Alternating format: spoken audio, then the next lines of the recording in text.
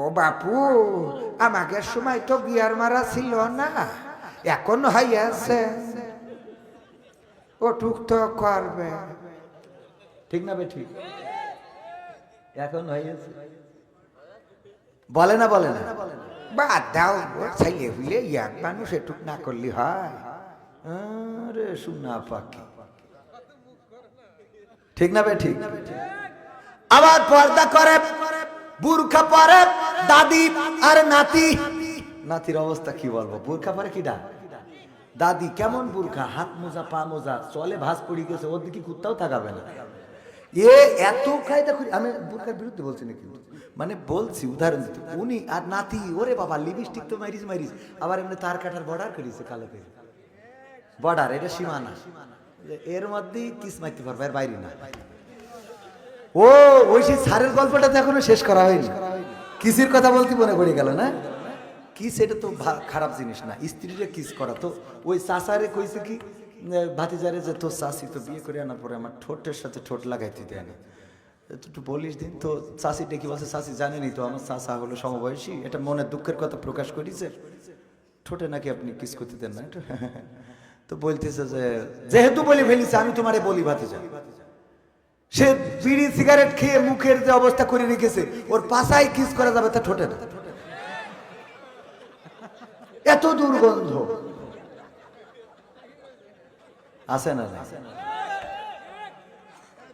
এত নামাজে দেখবেন যখন ইমাম বলে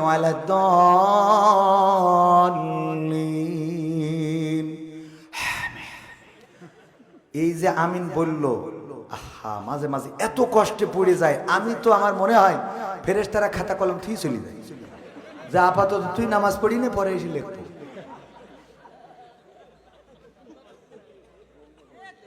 দুর্গন্ধ আছে না নাই?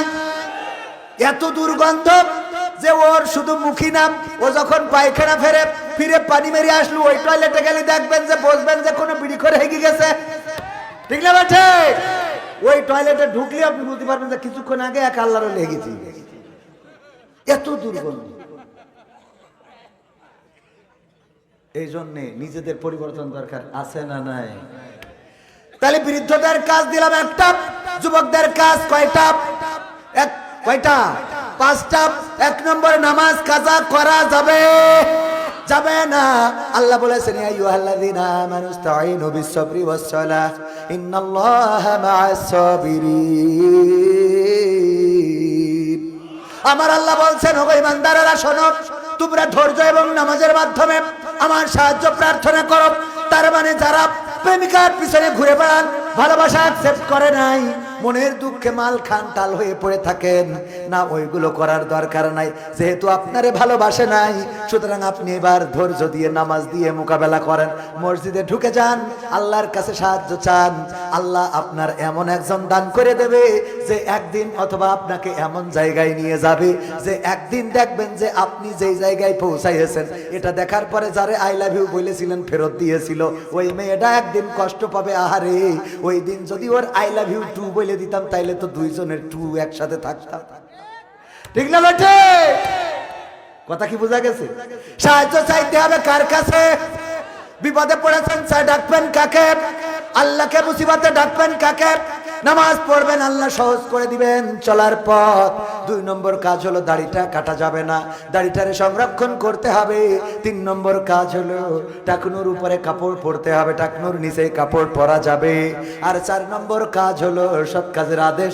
5 নম্বর কাজ আপনারা বলেন কি হবে? অসৎ কাজে। এই 5টা কাজ আমার যুবকদের জন্য মনে কি থাকবে? আল্লামা সাইদিরি নিয়ে একটা সঙ্গীত শোনানো রিকোয়েস্ট করেছিল, শোনাবো? টেকনাফ থেকে তেতুলিয়া, রূপসা থেকে পাতুরিয়া, একটি নামে সবাই যাকে চেনে, 1-2 জন নয় 1.5 শতাধিক মানুষ জীবন দিল শুধু যারি প্রেমে। টেকনাফ থেকে তেতুলিয়া, রূপসা থেকে পাতুরিয়া, একটি নামে সবাই যাকে চেনে, 1-2 জন নয় 1.5 শতাধিক মানুষ জীবন দিল শুধু যারি প্রেমে।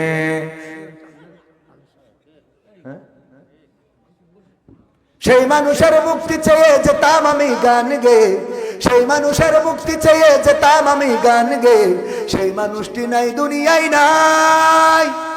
আজ আর মুক্তি চাওয়ার নাই প্রয়োজন নাই রে, আজ আর আমার গানের নাই প্রয়োজন নাই, আজ আর মুক্তি চাওয়ার নাই প্রয়োজন নাই গো, আজ আর আমার গানের নাই প্রয়োজন নাই। আল কোরআনের মধুর বাণী বলতো সুরে সুরে, নবীর বাণী পৌঁছে দিত বিশ্বটাতে ঘুরে। আল কোরআনের মধুর বাণী বলতো সুরে সুরে, নবীর বাণী পৌঁছে দিত বিশ্বটাতে ঘুরে। তার মুখের এই বয়ান শুনে হতো মুসলমান, বুকের সাথে বুক মিলিয়ে ধন্য কত প্রাণ।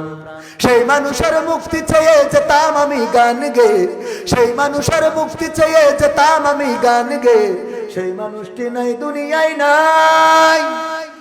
আজ আর আমার গানের নাই প্রয়োজন নাই গো, আজ আর মুক্তি চাওয়ার নাই প্রয়োজন নাই, আজ আর আমার গানের নাই প্রয়োজন নাই রে, আজ আর আমার গানের নাই প্রয়োজন নাই।